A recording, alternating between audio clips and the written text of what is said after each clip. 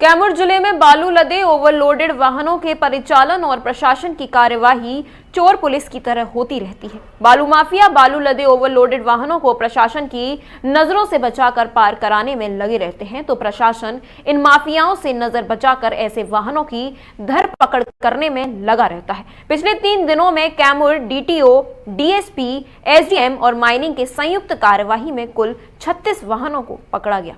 दरअसल इसमें 17 ओवरलोड वाहन मिले। इन वाहनों से माइनिंग और परिवहन विभाग को लगभग 40 लाख का राजस्व आया। कई वाहन कार्यवाही से बचने के लिए बीच सड़क पर ही बालू गिराकर भागे, जहां स्थानीय पुलिस द्वारा जेसीबी से बालू साइड कर रास्ते को साफ कराया, परिचालक शुरू कराया गया। ट्रक एसोसिएशन के प्रदेश अध्यक्ष राजेश सिंह ने कहा कि हम 5 महीने से गुहार लगा रहे हैं कि कैमूर में ओवरलोड गाड़ियां धड़ल्ले से चल रही हैं, इस पर रोक लगाइए, लेकिन इस पर ध्यान नहीं दिया जा रहा है। गाड़ियों के पार कराने के लिए अधिकारी मंथली फीस लेते हैं। इसको लेकर गुहार लगाई गई है, फिर भी कोई कार्यवाही नहीं हुई।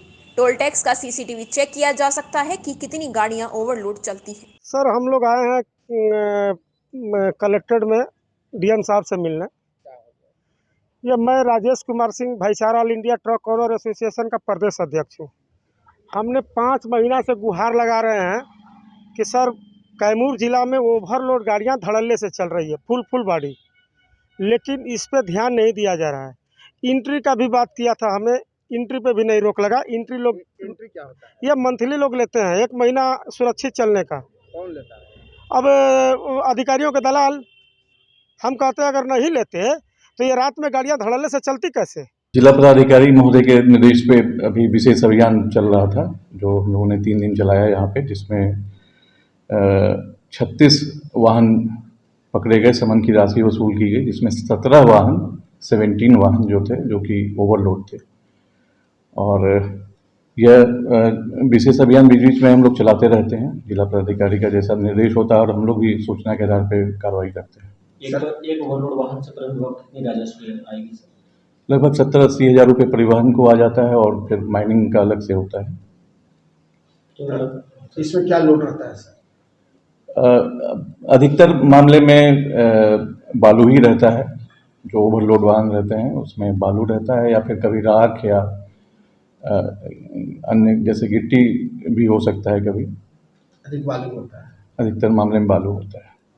उसमें हम लोग बीच बीच में जांच अभियान चलाते रहते हैं, और जैसी सूचना मिलती है, जैसे अभी हम लोगों ने अनुमंडल पदाधिकारी मोहनिया, अनुमंडल पुलिस पदाधिकारी मोहनिया, खनन के भी अधिकारी थे और हमारे ईएसआई थे, सभी लोगों ने संयुक्त रूप से जांच अभियान चलाया था और उसमें एक अच्छा रिजल्ट आया।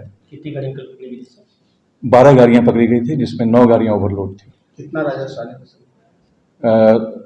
हमारे परिवहन को लगभग 9 लाख रुपए का राजस्व उसमें मिलेगा। टोटल कितना है?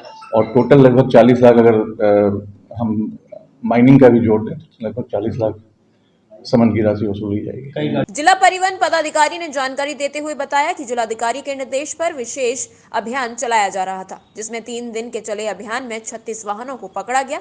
इनसे समन की राशि वसूली गई है। इसमें 17 वाहन ओवरलोड मिले, जिन पर बालू लदे थे। पकड़े गए एक वाहन से खनन और परिवहन का लगभग 40 लाख का राजस्व आता है। ओवरलोड वाहनों में सबसे अधिक बालू वाली गाड़ियां होती हैं। कुछ गाड़ियां गिट्टी, राख और अन्य सामग्री से लोड रहती हैं। कल 24 घंटे में 12 गाड़ियों को पकड़ा गया।